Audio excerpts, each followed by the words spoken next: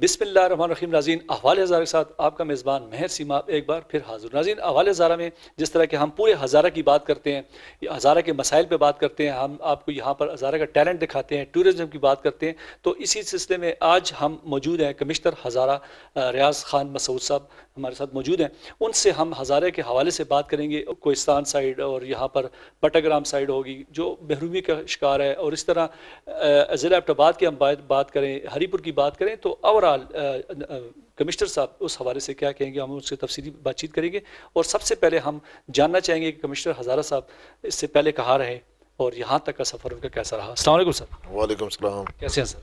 मैं बिल्कुल ठीक हूँ, आप ठीक हैं जी? खैरियत से? अल्लाह का शुक्र। सर, सबसे पहले ये बताएं, आप इससे पहले कहाँ कहाँ रहे और कैसा सफ़र रहा? आप हज़ारा के यहाँ पर आप कमिश्नर एज यहाँ पर आज मौजूद है, आप यहाँ पे, तो क्या कहना चाहेंगे? सबसे पहले तो मेयर सिमाब साहब, मैं आपका शुक्रिया अदा करूँगा, K2 का शुक्रिया अदा करूँगा कि आप लोग आज एबटाबाद आए हुए हैं, मेरे दफ्तर में बैठे हुए हैं और हज़ारा डिवीज़न के बारे में और खैबर पख्तूनख्वा के बारे में आप सवालात मुझसे पूछ रहे हैं। मैं इससे पहले जी कमिश्नर मालाकंड डिवीज़न था, और मालाकंड डिवीज़न सूबे का सबसे बड़ा डिवीज़न है जिसके 9 अजला हैं, और अभी मैं कमिश्नर हज़ारा डिवीज़न हूँ। यहाँ 8 अजला हैं हज़ारा डिवीज़न में।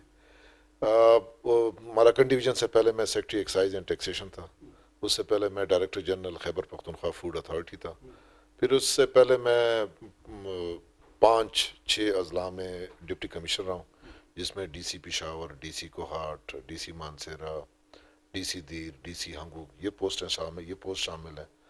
और 2 जगह पे मैं पॉलिटिकल एजेंट रहा हूँ, पॉलिटिकल एजेंट और Orakzai agency, political agent Kurram agency. और इसके अलावा मैं 4-5 जगहों पे मैं असिस्टेंट पॉलिटिकल एजेंट रहा हूँ। Assistant political agent Landi Kotal, APA Jamrud, assistant political agent Miran Shah और असिस्टेंट पॉलिटिकल एजेंट दरादम खेल। और इसके अलावा 2 जगहों पे मैं असिस्टेंट कमिश्नर रहा हूँ, AC हंगू और AC डेरा इस्माइल खान। तो ये मेरी पोस्टिंग्स की डिटेल्स थी। और अभी तो जिस तरह आपने बात की उन इलाकों की, मतलब ये हज़ारा के हवाले से क्या कहेंगे? यहाँ पर आप आए हैं, यहाँ के लोग कैसे हैं? और जैसे आपने कहा जिन इलाकों का आपने नाम लिया, मतलब वहाँ पर भी अगर देखें डिफरेंस क्या है, हज़ारा में कैसा लगा आपको? फर्स्ट टाइम आप हज़ारा में आए हैं मेरा ख्याल है, इससे पहले यहाँ पे पोस्टिंग नहीं थी आपकी? इससे पहले मैं DCO मानसर। अच्छा, DCO मान से रहे। तो ओवरऑल एज ए कमिश्नर क्या कहते हैं, यहाँ के जितने भी आप इश्यूज़ देख रहे हैं या इससे पहले आप आए, यहाँ के जितने मसाइल थे, तो कौन सी ऐसी बातें हैं जो आपने देखा कि उन चीज़ों को यहाँ पर वो महरूमियत थी या वो कमियाँ थी या वो प्रोजेक्ट्स थे जिस पे आपने फोकस किया, वो क्या यहाँ पर कमियाँ थी जो आपने आपके आने के बाद आपने उस पर काम किया? देखिए जी, मैं आपको ये बताऊं कि एक तो हज़ारा डिवीज़न, मैं कहता हूं कि पूरे मुल्क का एक पुरअमन डिवीज़न और एक पुरअमन इलाका है। इसकी मिसाल मैं आपको ये दूंगा कि जब खैबर पख्तूनख्वा में मिलिटेंसी थी 20-25 साल, तो हज़ारा डिवीज़न में उस वक़्त भी मिलिटेंसी वाला फैक्टर नहीं था, जिससे आप अंदाज़ा लगा सकते हैं कि यहाँ के लोग इंतहाई पुरअमन लोग हैं। और मिलिटेंट्स उस इलाके में रहे हैं जहाँ पे लोकल्स की सपोर्ट उनको हासिल थी।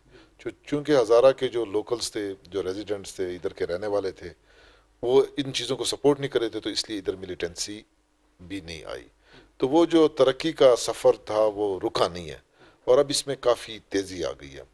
अब अगर आप इस एरिया को देखें तो इसमें बहुत ज़्यादा पोटेंशल भी है। पोटेंशल किस चीज़ों में? इनकी जो हाइडल रिसोर्सेज हैं, मतलब जो पानी से या बिजली पैदा करने के ज़राए हैं, वो बहुत ज़्यादा हैं।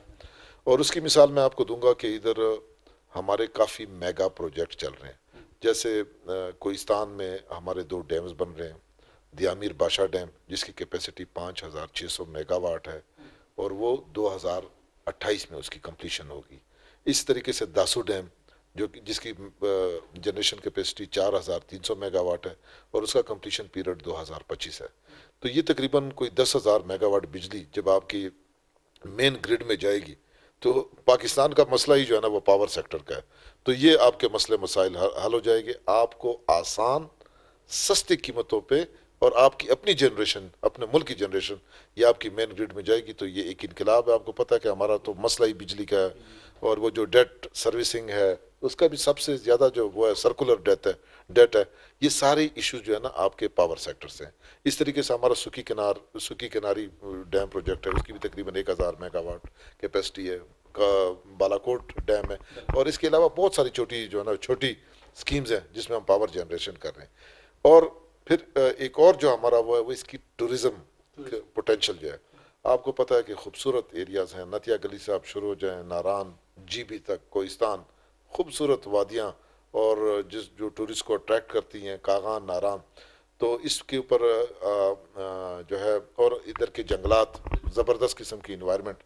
और हमारी फेडरल गवर्नमेंट और प्रोविंशियल गवर्नमेंट, आपको पता है कि इन्वायरमेंट की प्रोटेक्शन, इन्वायरमेंट को फर्दर इम्प्रूव करना, मज़ीद ये जो पहले 1 बिलियन ट्रीज़ का सुनामी 1 बिलियन ट्रीज़ का प्रोजेक्ट था, फिर अभी 10 बिलियन का जो प्रोजेक्ट है, जिसपे अभी आपको पता है कि कल परसों ही जो हमारे सऊदीया के क्राउन प्रिंस है उन्होंने हमारे प्राइम मिनिस्टर से रब्ता किया है कि जो हमारी एक्सपर्टीज़ है वो उसको सऊदीया में अपनाना चाह रहे हैं। तो ये हमारी जो सक्सेस स्टोरीज़ हैं, और जो टूरिस्ट के लिए इस दफ़ा चूँकि हज़ारा डिवीज़न और मलाकन डिवीज़न को पोटेंशियल को देखते हुए, तो काफ़ी गवर्नमेंट की ये प्रायोरिटीज़ भी रही हैं, और इसमें काफ़ी दोनों फेडरल गवर्नमेंट और प्रोविंशियल गवर्नमेंट ने इसके ऊपर बहुत काम किया है। जैसा कि आपको पता है कि मलाकन डिवीज़न में स्वात एक्सप्रेसवे बनना, मलम जबा की रोड बनी गई, बैरेन टू कालाम रोड, और अदरवाइज चित्राल तक जो रोड्स हैं, लवारी टनल है, उसके ऊपर काम मतलब उन्होंने वो कंप्लीट कर लिया, कम्युनिकेशन स्ट्रक्चर को उन्होंने ठीक कर लिया। इस तरीके से हमारा हज़ारा डिवीज़न में मोटरवे सी पैक है, ये गेम चेंजिंग है, ठीक है, गेम चेंजर है ये। और इस तरीके से हमारी जो रोड का नेटवर्क है, नथिया गलीज वाली साइड देख लें, और इसको हम इम्प्रूव कर रहे हैं, टुवर्ड्स आर इसको हम इम्प्रूव कर रहे हैं, ये हमारी प्रायोरिटी एरियाज़ हैं। तो एक टूरिस्ट का बहुत बड़ा मेजर इन्फ्लक्स हम 2020 में भी एक्सपेक्ट कर रहे थे, और 2021 में भी एक्सपेक्ट कर रहे हैं। लेकिन जो प्रॉब्लम्स हमें आई हैं पिछले 2 सालों में, वो आपको पता है कि पूरी दुनिया में कोरोना की वजह से, तो कोरोना की वजह से जो है ना, वो जाहिर बात है जब लोग आते हैं तो एक दूसरे से मिलते हैं, तो उससे फिर ये ख़तरा होता है कि वो या तो ये वायरस लेके आएंगे या फिर इधर से लेके जाएंगे। मुख्तलिफ इलाकों से, बिल्कुल अभी से बिल्कुल पॉइंट की बात की आपने। जिस तरह अभी आपने कहा कि पिछली दफ़ा भी देखा जाए यहाँ पर टूरिज़म के हिसाब से गलियात को बंद कर दिया गया था ओवरऑल पूरे पाकिस्तान में, लेकिन यहाँ पर भी फिर एकदम से जब दोबारा टूरिज़म यहाँ पर ओपन हुई तो लोग बड़ी तादाद में आए, तो वायरस सारी बात है केसेस बढ़ते गए। तो इसी सिलसिले में अभी भी वबा है, तो अभी मौजूदा सूरत हाल नाज़रीन को क्या कहेंगे कि गलियात हो गया या टूरिज़म ऐसा कुछ है? क्योंकि जिस शरह से यहाँ पर केसेस बढ़ते जा रहे हैं, ख़ास तौर पे एबटाबाद का भी नाम आ रहा है और हरीपुर का, मैं अगर हज़ारा में बात करूँ, ये दोनों अजला इस वक्त यहाँ पर केसेस बहुत तेज़ी से जा रहे हैं ऊपर। तो क्या कहेंगे? अभी सीज़न भी शुरू होने, लोग ज़ाहिर बात है फिर आएंगे, तो क्या प्लान है आगे और क्या कहना चाहते हैं टूरिस्ट को? देखिए जी, आपके चैनल को इस्तेमाल करते हुए मैं सिर्फ हज़ारा डिवीज़न के लोगों को नहीं बल्कि पूरे पाकिस्तान के लोगों को ये मैसेज दूंगा कि पाकिस्तान में ये जो पहले 2 वेव्स चली हैं उसने इतना नुकसान नहीं पहुंचाया। जो तीसरी वेव है वो इंतहाई ख़तरनाक है। उसकी मैं आपको रीज़न्स बताता हूँ। एक तो ये इसकी ट्रांसमिशन बहुत आसानी से हो रही है। पहले में ट्रांसमिशन, अभी ट्रांसमिशन और बहुत स्पीड से हो रही है। आज पेशावर की पॉजिटिविटी जो है वो 23% है। पॉजिटिविटी उसको कहते हैं कि जब हम 100 सैंपल्स टेस्ट पेशेंट के भेज देते हैं लेबॉर्ट्री को, तो उसमें से 23 लोग positive. So this is the highest ever recorded since last year. तो इस तरीके से हमारी एबटाबाद की आज जो पॉजिटिविटी है वो 8% को टच कर रही है, 6+ है, और हरीपुर 8+ है। तो अभी ये जो पॉजिटिविटी इतनी ज़्यादा हुई है पिछले 10 दिनों में ज़्यादा हुई है, इतनी स्पीड से ऊपर गई है, वरना ये पहले 2% से नीचे थी। तो आप इससे अंदाज़ा लगा सकते हैं कि कितनी स्पीड से ये चीज़ फैल रही है। दूसरी चीज़ मैं आपको ये बता दूं कि कल मैं टीवी पे देख रहा था कि पेशावर सैचुरेशन पॉइंट पे हमारी जो हॉस्पिटल कैपेसिटी है, इसमें यह होता है कि जी कि पहले जब आपको कोरोना वायरस खुदा खास्ता होता है तो आप आइसोलेशन में जाते हैं, फिर जब आपको सांस की प्रॉब्लम होती है तो फिर आप जाते हैं, आपको ऑक्सीजन पे कर देते हैं, और फिर जब आपकी सांस की प्रॉब्लम मज़ीद शिद्दत इख्तियार कर जाती है तो वो वेंटिलेटर पे चले जाते हैं। देखें जी, आपने अमेरिका में देखा है, यूरोप में देखा है कि लोग हॉस्पिटल से बाहर हज़ारों की तादाद में पड़े हुए हैं। तो जब यूरोप और अमेरिका अपनी कैपेसिटी को इतना इन्हांस नहीं कर सका, जब ये लोड इतना ज़्यादा हुआ तो उनकी जब ये हालत बनी है, तो आप अंदाज़ा लगाएं पाकिस्तान एक थर्ड वर्ल्ड कंट्री है। गो की हुकूमत ने बड़ी कोशिश की है कि अपनी पिछले 1 साल से कि अपनी कोरोना रिलेटेड जो भी फैसिलिटीज़ है उनको उनकी कैपेसिटी को इन्हांस किया जाए, उस पर काफ़ी काम हुआ है। लेकिन फिर भी मैं आपको ये चीज़ बता दूं कि अगर जिस स्पीड से ये चीज़ चल रही है, तो ये मैं आपको पहले से वार्न कर दूं कि लोग हॉस्पिटल के बाहर पड़े होंगे और हमारी इतनी कैपेसिटी नहीं है कि इतने लोड को फिर हम बर्दाश्त कर सके। ये मैं बड़ा ओपनली और वाज़े तौर पर कह रहा हूँ। इसलिए मेरे लोगों से अपील है कि वो बराए मेहरबानी घरों के अंदर रहें, ठीक है। मास्क पहने, जो सबसे इफेक्टिव वेपन है अगेंस्ट कोरोना वो ये है कि लोग मास्क पहने, नंबर वन। दूसरा, हर 20 मिनट तो कहते हैं कि मैं कहता हूँ आधे घंटे में एक दफ़ा हाथ धोएं।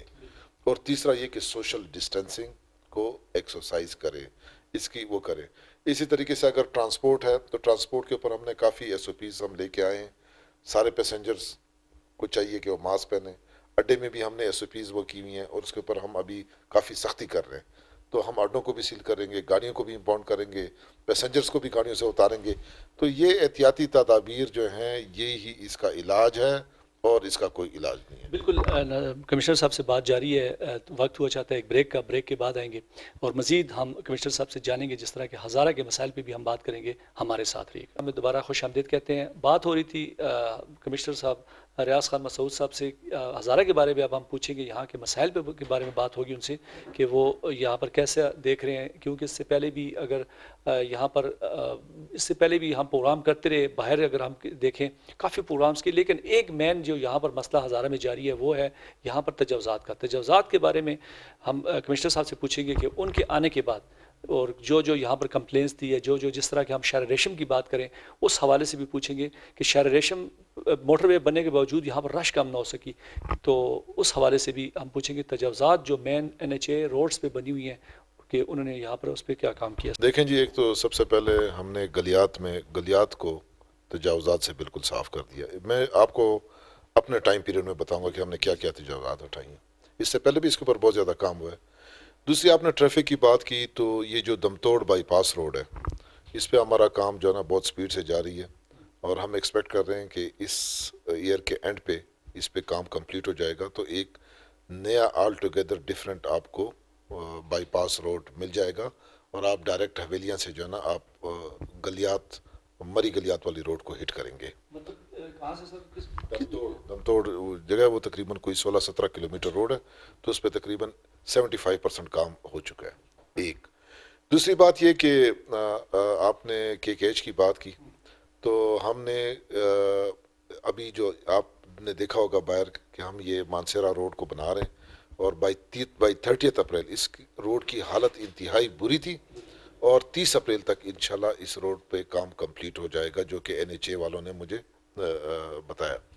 और मैं ख़ुद भी तकरीबन हर 2 हफ्तों के बाद इस रोड की क्वालिटी को चेक करने के लिए और इसकी स्पीड को चेक करने के लिए मैं ख़ुद विज़िट करता हूँ।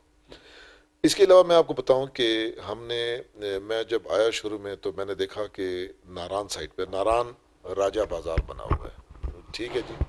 उसकी वजह यह है कि वहाँ पे कोई बिल्डिंग प्लान्स नहीं थे, वहाँ पे कोई ऐसी अथॉरिटी नहीं थी जो कि इसको प्रॉपर्ली चेक करें कि लोग अनचेक्ड मशरूमिंग हो रही थी होटल्स की और लोग बना रहे थे, कोई 4 मंजिल बना रहा था, कोई 6 मंजिल बना रहा है। उस हवाले से हमने कागान डेवलपमेंट अथॉरिटी को काफ़ी एक्टिवेट किया हुआ है और जितने भी उसकी जो बिल्डिंग कोड्स है, बिल्डिंग प्लान्स की रूल्स रेगुलेशन है, उसके मुताबिक उसके ऊपर हमने इम्प्लीमेंटेशन शुरू की हुई है। अभी हमने चूंकि कागान तक ग्लेशियर आए हुए हैं, कागान से नारान तक रास्ता ही बंद है, ऊपर सारा स्नोफॉल हुआ है और ग्लेशियर ने रोड को बंद किया हुआ है। तो हमने कागान तक जो रोड्स के ऊपर इंक्रोचमेंट्स थी, NHA वालों ने उनको नोटिस दिए और हमने कागान तक उसको क्लियर कर दिया है। इसी तरीके से हम रिवर कुनार को भी क्लियर करना चाहते हैं क्योंकि उसमें भी इंक्रोचमेंट्स हुई हैं और उसको इरिगेशन डिपार्टमेंट ने नोटिस दिए हुए हैं और तकरीबन कागान तक वो इंक्रोचमेंट्स भी हम हटा रहे हैं। देखें जी, ये जैसी ये इंशाल्लाह ये रोड्स क्लियर होती हैं वो होती है तो हम हमारा जो सेकंड स्टेप है वो रोड भी और रिवर कुनार भी हम नारान तक क्लियर करेंगे और फिर नारान से लेके हम बटाकुंडी और इसे आगे तक रोड और रिवर कुनहार जो है ना इसको क्लियर करेंगे।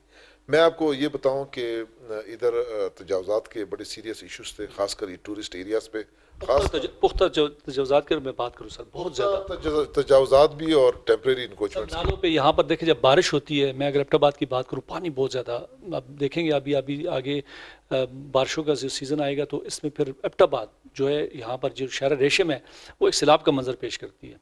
तो इस हवाले से क्या अभी अब उससे पहले आपने क्या मतलब यहाँ पर इकदाम किए? देखें जी, बात इस तरह है कि ये जो अभी हमारी स्कीम है, ये 40 करोड़ रुपए की स्कीम है। इसमें हम कलवर्ट्स को इम्प्रूव कर रहे हैं। कलवर्ट्स में मुख्तलिफ डिपार्टमेंट्स ने जो है तारें घुसाई हुई है, अपनी पाइप्स घुसाई हुई हैं, जिसकी वजह से वो जो वाटर का फ्लो था तो उसमें रुकावटें थी, और जिसकी वजह से जब भी बारिश होती थी तो पानी बिल्कुल सैला। नालों पे जो है पुख्ता तजावज़ात, उसके बाद यहाँ पर काफ़ी इससे पहले जब नाले बंद होते हैं तो पानी जो है ज़ाहिर बात है रोडों पे आता है, तो उन जो नालों पे जो तजावज़ात बनी है उसको हटाने के। सर इस तरह है कि हम ये जो अभी जो हमारी 40 करोड़ का प्रोजेक्ट है, इसमें जो हम कर रहे हैं वो ये करें कि जो एग्जिस्टिंग कलवर्ट्स हैं, इसमें जो अंदर जो रुकावटें हैं उसको हम दूर कर रहे हैं। दूसरा, हमारे कैंट से भी ये गिले हैं कि कुछ जगहों पे जहाँ पे आपकी बात सही है कि यहाँ पे बिल्कुल ये नाले होते थे, उसके ऊपर उन्होंने फुटपाथ्स और रोड्स बना दी हैं, वो भी इश्यूज हैं, वो हमने कैंट के साथ टेकअप की हुई है। इसके अलावा फेडरल गवर्नमेंट की एक प्रोजेक्ट है, प्रोविंशियल गवर्नमेंट का भी उसमें शेयर है, कोई 10 to 12 बिलियन रुपीस के ऑल टुगेदर इस रोड के जितने भी कलवर्ट्स हैं, जितने नाले हैं, अगर पानी का नेचुरल फ्लो है वो, और दूसरा जो ट्रैफिक है, कंजेशन है, उसको दूर करने के लिए वो प्रोजेक्ट पाइपलाइन में। लेकिन अभी मैं आपको मौजूदा बता रहा हूँ कि 30 अप्रैल को इंशाल्लाह हमारी ये रोड भी क्लियर हो जाएगी, बन जाएगी, ब्लैक टॉप हो जाएगी, और इसके अलावा जो कलवर्ट्स हैं, जिस जो पानी का फ्लो है, वो भी काफ़ी हद तक उस पर हम कंट्रोल पा लेंगे। एक चीज़ ये हो गई, नारायण का, मानसेरा का मैंने आपको बता दिया कि उधर से हम जो हमारा प्लान है और जो काम हमने आप जो किया हुआ है, ये हमारी डेवलपमेंटल स्कीम्स हैं जो मतलब। और दूसरी आपने इंक्रोचमेंट्स की बात की, तो इंक्रोचमेंट जो है ना, दो किस्म की इंक्रोचमेंट, एक टेम्परेरी इंक्रोचमेंट है और दूसरी परमानेंट है। तो परमानेंट के लिए तो सर्जरी करनी पड़ती है, जो कि हम कर रहे हैं, वक्तन फवक्तन कर रहे हैं। टेम्परेरी इंक्रोचमेंट जो है ना, ये कंटिन्यूस प्रोसेस है। इसके लिए प्रोविंशियल गवर्नमेंट ने एक डैशबोर्ड बनाया हुआ है, जिसको चीफ सेक्रेटरी हर महीने रिव्यू करते हैं। उनकी अपनी टीमें आती हैं, वो इसको मॉनिटर करती हैं कि फॉर एग्जांपल हरीपुर है या एबटाबाद में, तो इधर कहाँ कहाँ पे इंक्रोचमेंट्स है। तो वो एक कंटिन्यूस प्रोसेस है, वो चल रहा है, और वो हम हटा रहे हैं। अच्छा सर, इसके बाद मैं पूछना चाहूँगा, हरीपुर की अगर मैं बात करूँ, जनरल बस स्टैंड ऐसा नहीं है, अगर एक बंदा हसनबदार से अगर आके हरीपुर उतरता है तो रक्शे वाला फिर आगे 100 रुपये लेता है आगे दूसरे स्टॉप तक, ना कुछ स्टॉप बने हुए हैं जगह जगह पे, ना कोई प्रॉपर ऐसा कुछ, उसके हवाले से आप क्या कहेंगे? लेकिन जी, हरीपुर तो मेरे ख्याल में हज़ारा में एक प्रोमिनेंट डिस्ट्रिक्ट है जहाँ पे डेवलपमेंटल काम बहुत ज़्यादा हो रहे हैं। बाईपास रोड बने हुए हैं, हर जगह पे ब्लैक टॉप मेटल रोड है। रोड्स के हवाले से काम हुए हैं, और वो जनरल बस स्टैंड, ये जनरल बस स्टैंड, इंशाल्लाह आपका जो नोटिस आपने ये बात जो की है, ये बिल्कुल ये बड़ी वैलिड पॉइंट है, और इंशाल्लाह ये मेरे जहन में आ गया, और इस आइडिया को हम फ्लोट करेंगे। लेकिन जहाँ पे छोटे छोटे बस स्टैंड की बात है, तो वो हर जगह पे हरीपुर में मौजूद है, इसको मैं जी चेक कर लूँगा। बिल्कुल, देखिए वो गेटवे है इंशाल्लाह। इस तरह जो हम यही चाहते हैं कि देखिए जो आवाम को रिलीफ मिले यहाँ पर। अगर मैं बताऊँ इससे पहले, अगर अभी मेन जीटी रोड्स पे तजावज़ात उधर भी है, NHA के हवाले से मैं कहूँगा कि यहाँ पर बनी हुई हैं, हरीपुर से लेके अगर आप हवेलियाँ तक आएँ तो बैन शहर रेशम पर तजावज़ात भी हैं। अच्छा सर, इसके बाद मैं आखिर में ये पूछना चाहूँगा, जिस तरह भी आपने यहाँ पर स्कीम्स की बात की, तो गलियात में अगर बात करूँ मैं, होटल जैसे भी आपने कहा बंद हुए जो 2 या 3 फ्लोर, तो अभी भी अगर देखूँ कि मैंने जो हमारे ज़राए कहते हैं कि वहाँ इन इलाकों में ऐसी जगह पे बग़ैर किसी मतलब इजाज़तनामा हो गया, लाइसेंस हो गया, कुछ हो गया, बिल्डिंगें जो है बनाई जा रही हैं, तो किस हवाले से क्या है? देखें जी, मैं आपको एक बात बताऊं, अगर आपके नोटिस में ऐसी कोई जगह, एक सिंपल एग्जांपल हो, तो बराए मेहरबानी आप बिल्कुल मुझे करेंगे। बता दें, या आपके चैनल के ज़रिए कोई अगर मेरा ये मैसेज सुन रहा हो, तो उनको भी मेरी ये अपील होगी कि मुझे बताएं कि गलियात में कहाँ पे बग़ैर अप्रूवल के या बिल्डिंग कोड्स के तामीर हो रही है, तो मैं उसको डेफिनेटली, वो मेरी प्रायोरिटी है। लेकिन जी, आपने गलियात की बात की, तो उधर गलियात डेवलपमेंट अथॉरिटी काफ़ी मतलब एक्टिव है, और ये भी आपको जानकर खुशी होगी कि अभी हमने गलियात डेवलपमेंट अथॉरिटी की जो लिमिट्स हैं, वो हमने इस्लामाबाद तक एक्सटेंड कर दी है, मखनियाल उसमें आ गया है। अभी पिछले दिनों मैं आपको ये बताऊं कि न्यू मोनाल जहाँ पे बन रहा है, उस पर हमने काम किया। हमने 1-1, 2-2 लाख रुपए लोगों को जुर्माना भी किया है, हमने लोगों को अरेस्ट भी किया है। हम, क्योंकि हम वो सारी बिल्डिंग्स उनको रेगुलेट करना चाहते हैं, जो नए बाईलाज गलियार डेवलपमेंट अथॉरिटी के आए हैं वो हम चाहते हैं कि उसकी इम्प्लीमेंटेशन मकनियाल में हो, जिसके ऊपर हमने एक्शन लिया है। अभी पिछले हफ्ते की बात है कि हरीपुर के ऊपर मैं रात को आ रहा था 12 बजे, तो उधर मैंने देखा कि हरीपुर के ऊपर क्लाउड्स से बने हुए हैं और उससे काफ़ी बदबू भी, वो स्टिंग की स्मेल भी आ रहा था। तो मैंने चेक किया, उसी वक्त रात को डीसी साहब हरीपुर खुद निकला, उसने उसकी वीडियोस बनाई हैं जिससे ये हैज़र्डस इमिशंस हो रही थी। वो 8 मिल्स हमने आइडेंटिफाई की, उसको हमने सील किया, वो 3-4 दिन सील रही हैं, 2-2 लाख रुपए जुर्माना हुई है। और उन्होंने साथ और इन्वायरमेंट डिपार्टमेंट के साथ मिलकर 1 महीने का उन्होंने टाइम मांगा है कि 1 महीने के अंदर ये जो इसकी इमिशंस हैं इसको फ्रेंडली कर देंगे और ये हैज़र्डस इमिशंस जो फैक्ट्री से हो रही है ये ख़त्म हो जाएंगी। तो मुख्तलिफ सेक्टर्स में काम बहुत ज़्यादा है, लेकिन ऐसी बात बिल्कुल नहीं है कि हम सोए हुए हैं। हम भी we are also alive to this situation और इस पे हम काफ़ी काम कर रहे हैं। लेकिन एक चीज़ मैं आपको बता दूं कि देखें जी, सबसे इम्पोर्टेंट चीज़ ये है कि सब मिलकर काम करें। हमारे लोगों का एक ये बहुत बड़ा अलमिया है पूरे पाकिस्तान के कि हर चीज़ के लिए वो हुकूमत की तरफ देखते हैं कि हुकूमत इस मद में क्या करेगी।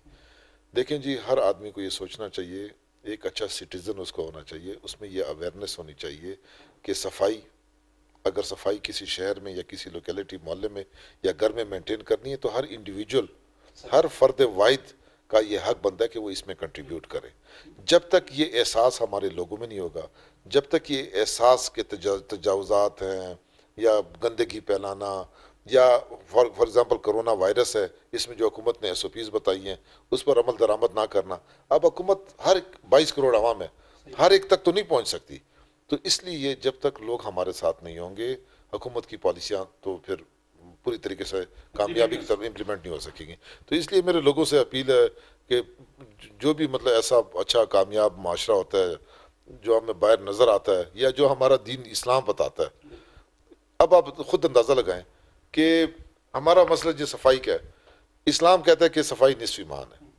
तो अगर आप अपने आप को साफ नहीं रखेंगे तो निस्फ ईमान मतलब 100 में से 50 नंबर तो आपको सफाई के मिलेंगे, ठीक है। तो अगर 50 में आपके जीरो, दूसरे में 50 में से 50 भी नंबर ले जाएं तो मेरे ख्याल में जो हमारा जो ख्वाहिश है वो तो फिर हमें नहीं मिलेगी अगली दुनिया में भी। देख तो इसलिए बिल्कुल मैं कहता हूं कि लोगों को चाहिए कि जो हमारी मज़हब की सेइंग्स है, जो हमारा मज़हब कहता है, या हुकूमत अगर आपको कोई चीज़ बताती है तो जब हुकूमत के साथ मिलकर आप नहीं चलेंगे तो हम हमारे माशरे में जो है ना चेंज नहीं आएगी। सर, इसके बाद में अगर लॉकडाउन के हवाले से मैं बात करूं, जिस तरह की कोरोना की थर्ड वेव बड़ी तेज़ी से शिद्दत से जो है हज़ारा की मैं अगर बात करूं केसेस बढ़ रहे हैं, तो क्या अहकामात है ऑल DCs को, जिस तरह के स्कूल्स बंद भी हुए हैं, तो यहाँ पर हरीपुर, एबटाबाद, मानसेरा, पूरे ज़िलों में क्या प्लान है आगे, क्या मतलब अहकामात है आपके?